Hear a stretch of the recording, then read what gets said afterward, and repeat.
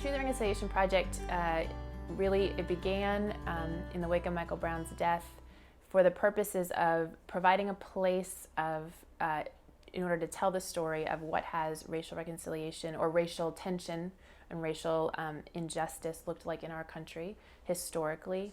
How has it impacted us systemically, and what do we need to be thinking about in terms of thinking of moving forward? Wilna Taylor and I had become friends. She had been talking with Bill Doan over in Arts and Architecture about Joan and Joan's involvement with the plays.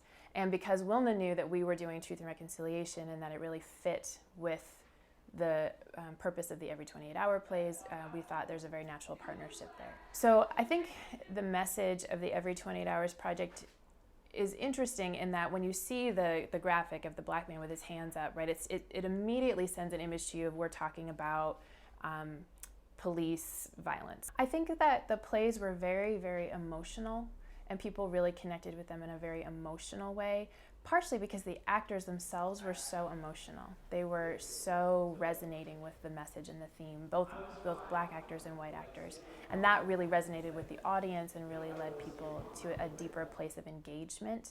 And so, I think we need to engage with this conversation in many ways because, we, just humanly speaking, we need many approaches to something in order to really see it start to change. But I think this was particularly powerful just because of that kind of on-the-ground experience that we were having and that very emotional impact that it had. The Institute is supposed to bridge arts and humanities, right?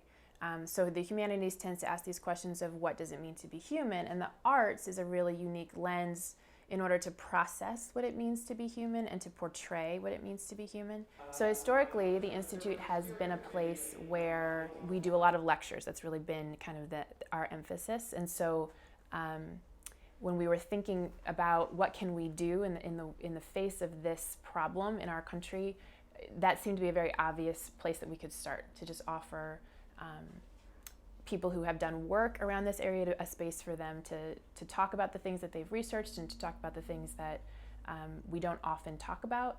So I think what became very powerful through the Every 28 Hours project was these are bodies on the stage, which makes it very, very tangible and very, very real.